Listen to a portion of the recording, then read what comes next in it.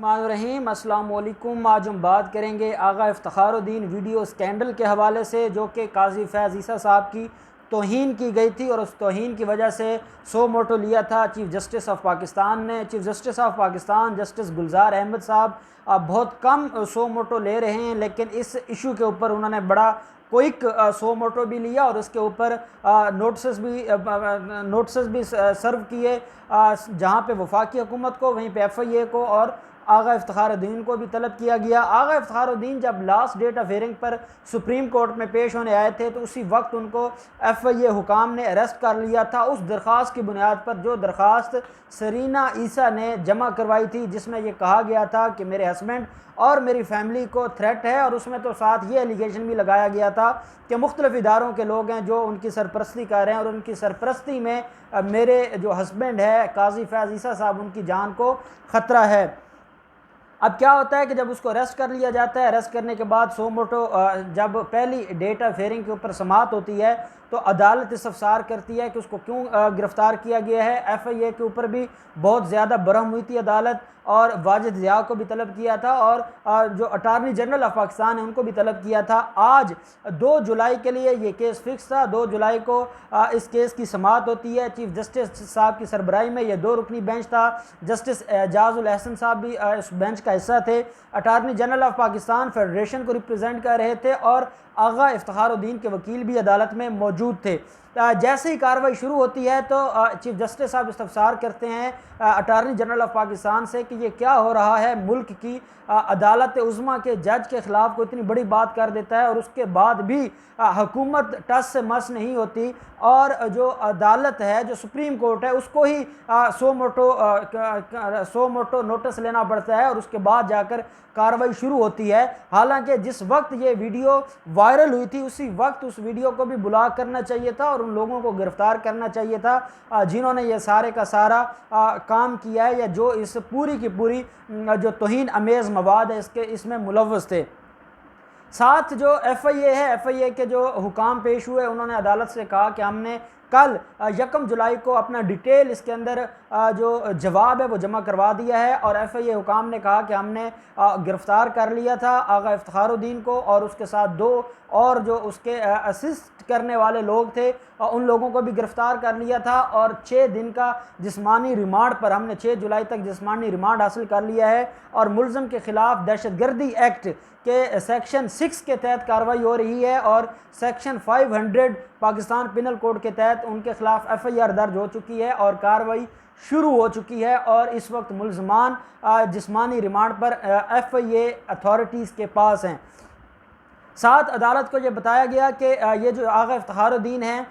ये एक इमाम बारगाह में वहाँ पर ये नमाज़ पढ़ाते हैं और वहाँ पर ये उस इमाम बारगाह को संभालते हैं, और इनका एक YouTube चैनल है। उस YouTube चैनल में 2 लोग इनके साथ काम करते हैं, एक कैमरामैन है और दूसरा जो शख्स है वो उनकी वीडियो को और वो थंबनेल वगैरह बनाता है, और ये 3 लोग हैं जो मिलकर एक चैनल चला रहे हैं। और जिस दिन ये वक़ूआ होता है उस दिन शाम को जब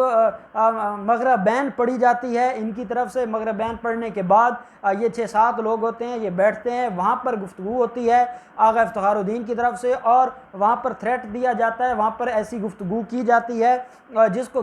जो फ़लाँ शख्स ने रिकॉर्ड किया, फ़लाँ शख्स ने उसको वायरल किया सोशल मीडिया पर। जो पेज है आगा इफ्तिखारुद्दीन का फेसबुक पर, उसके ऊपर भी वो अपलोड की गई और यूट्यूब के ऊपर भी अपलोड की गई। तो ये सारी की सारी कार्रवाई है और इस वक्त वो FIA की ज़ेर निगरानी और FIA के पास जिस्मानी रिमांड के ऊपर हैं। अदालत ने आगा इफ्तिखारुद्दीन के वकील से पूछा कि आप क्या कहना चाहते हैं, तो उन्होंने कहा कि जनाब जो मुलज़िम है आगा इफ्तिखारुद्दीन, अब मुलज़िम का वर्ड इसलिए कि अब FIR हो चुकी है तो इसलिए मुलज़िम का वर्ड, और मुलज़िम से ये मुराद नहीं है कि उन्होंने कोई वाकई अभी तक उनके ख़िलाफ़ तो केस होना है, फिर साबित होगा, क्योंकि पिछली दफ़ा भी मैं मुलज़िम का वर्ड यूज़ किया था तो कुछ दोस्तों का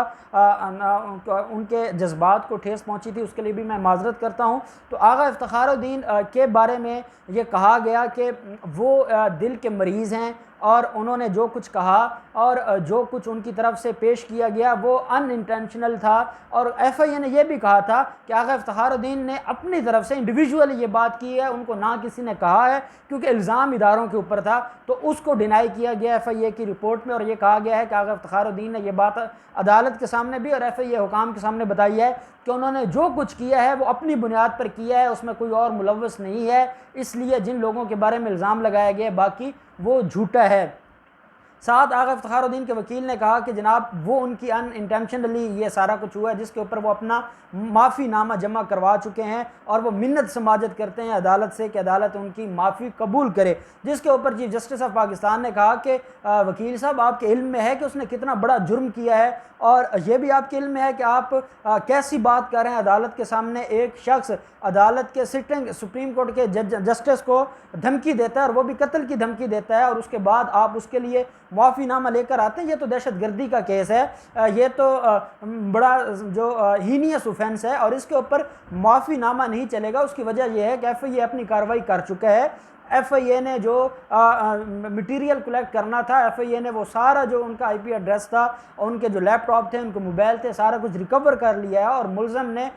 इकबाल जुर्म कर लिया। उस इकबाल जुर्म के बाद जब FIR दर्ज हो जाती है तो जो प्रोसीजर है उस प्रोसीजर के तहत ही वो FIR ख़त्म होगी। इस तरीके से माफ़ीनामा जमा करवाने से ख़त्म नहीं होगी। जस्टिस एजाज़ुल एहसन साहब ने अटार्नी जनरल ऑफ पाकिस्तान से कहा कि वफाकी हुकूमत की इसके बारे में क्या राय है, जिसके ऊपर अटार्नी जनरल साहब ने कहा कि वफाकी हुकूमत इस मामले को देख रही है। वफाकी हुकूमत किसी भी इदारे के में बैठे हुए किसी भी मुअज़्ज़ज़ शख्स के बारे में किसी को इजाज़त नहीं देगी कि वो इस तरह के अल्फाज इस्तेमाल करे, और FIA को कह दिया गया है, FIA इसके ऊपर काम कर रहा है और इंशाअल्लाह इन लोगों को सज़ा होगी। साथ अटार्नी जनरल ऑफ पाकिस्तान की तरफ से ये भी कहा गया है कि ये जो सारे मामलात हैं इसमें लगता यह है कि उनकी वो कुछ जज्बाती हो गए थे या उनकी जो वीडियो है वो इस तरह से वायरल हुई, शायद उनकी इंटेंशन नहीं थी। तो अदालत ने कहा अटार्नी जनरल साहब आप वफाक को रिप्रेजेंट कर रहे हैं और आप मुलज़िम को रिप्रेजेंट नहीं कर रहे। मुलज़िम का वकील अदालत में मौजूद है और वो उसके बारे में बात करेगा। तो अदालत ने इस्तफसार किया मुलज़िम के वकील से, आगा इफ्तिखारुद्दीन के वकील से, कि आप क्या कहना चाहते हैं, क्योंकि हम तो इसके ख़िलाफ़ कार्रवाई करना चाहते हैं। हम तो तौहीन अदालत में 6 माह इसको जेल भेजने लगे हैं और ये तौहीन अदालत की कार्रवाई अलग होगी। वो FIA के केस के अलावा FIA का केस अलग होगा जो दहशतगर्दी के दफ़ा 6 के तहत रजिस्टर्ड किया गया है, और ये अलग केस होगा जो तौहीन अदालत की कार्रवाई होगी। उसके ऊपर जो वकील थे आगा इफ्तिखारुद्दीन के, उन्होंने अदालत से कहा कि जनाब वो मरीज़ आदमी है और उसकी इंटेंशन नहीं थी, वो बुज़ुर्ग आदमी है। तो अदालत ने उनसे कहा, आगा इफ्तिखारुद्दीन के वकील का ये भी कहना था कि जनाब वो इंतहाई बीमार आदमी हैं और अगर उनके ख़िलाफ़ कोई इस तरह की कार्रवाई की जाती है तो उनके लिए बड़ा ही नाकाबिल तलाफ़ी नुकसान होगा। जिसके जवाब में चीफ जस्टिस साहब का ये कहना था कि जो शख्स YouTube चैनल चला रहा है, जो शख्स पैसे कमा रहा है, जो सारा दिन वहाँ बैठ कर वीडियोज़ लगाता है, जो मज़हब के बड़े सेंसिटिव मामलात के ऊपर गुफ्तगू करता है, आप उसके बारे में कैसे कह सकते हैं कि वो उनका जो लेवल है या वो बीमार हैं या वो उस लेवल के एजुकेटेड नहीं है जिसकी बुनियाद पर उनको ये इल्म हो कि वो तौहीन कर रहे हैं या नहीं कर रहे। तो अदालत ने कहा कि ये कोई एक्सक्यूज़ नहीं है, जिसने जुर्म किया है उसको जुर्म की सज़ा मिलेगी, और जो भी शख्स अदालत के या किसी भी ऑनरेबल जज के ख़िलाफ़ किसी तरीके से की गुफ्तगू करेगा या किसी तरीके से तौहीन करेगा तो अदालत कभी उसको माफ़ नहीं करेगी। उसकी वजह यह है कि अदालत के जज की इज़्ज़त होगी तो अदालत की इज़्ज़त होगी, और जो शख्स यहाँ पर बैठकर सारे के सारे मामलात को देख रहे हैं, जो शख्स इंसाफ के उस अलमबरदार हैं और इंसाफ की कुर्सी के ऊपर बैठे हैं, अगर उनके ख़िलाफ़ इस तरीके से उनको धमकियाँ देने लग गए तो फिर ये मामलात नहीं चलेंगे और ये मामलात ख़राब होते जाएंगे। तो जब सारे जो अटार्नी जनरल ऑफ पाकिस्तान है उनकी भी आर्गूमेंट्स कंप्लीट हो गए और अटार्नी जनरल ऑफ पाकिस्तान ने कहा कि वफाक और अटार्नी जनरल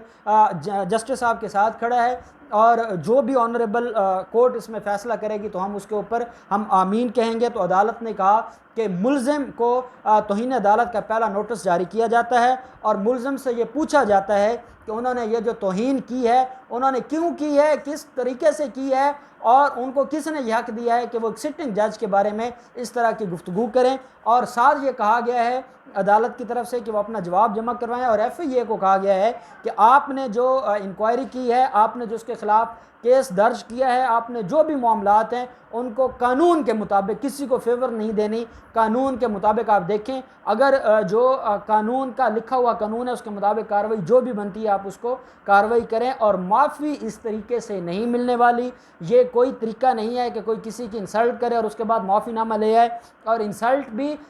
छोटी चीज़ है, यहाँ तो धमकी दी गई है और धमकी के ऊपर कोई माफ़ी नहीं है। कल अल्लाह ना करे कुछ हो जाता है तो हम पूरी कौम को क्या जवाब देंगे कि क्या हम अपने लोगों को सिक्योर नहीं कर सके तो हम पूरी कौम को कैसे इंसाफ मुहैया करेंगे। ये कहना था चीफ जस्टिस साहब का।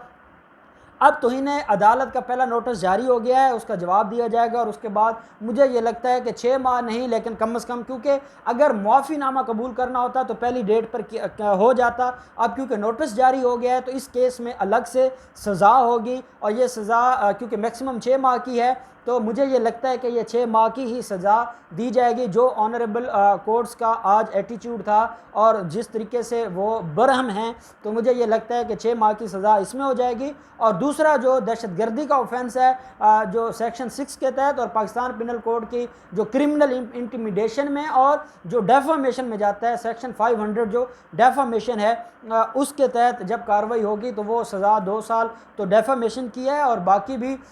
ये मामला मज़ीद ख़राब होता जाएगा। अब देखते हैं कि आगे आने वाले दिनों में जो आगा इफ्तिखारुद्दीन है, मुझे ये लगता है कि आगा इफ्तिखारुद्दीन को भी सारे मामलात अब समझ आ गए होंगे, और हम लोग भी, आपने देखा होगा अक्सर औकात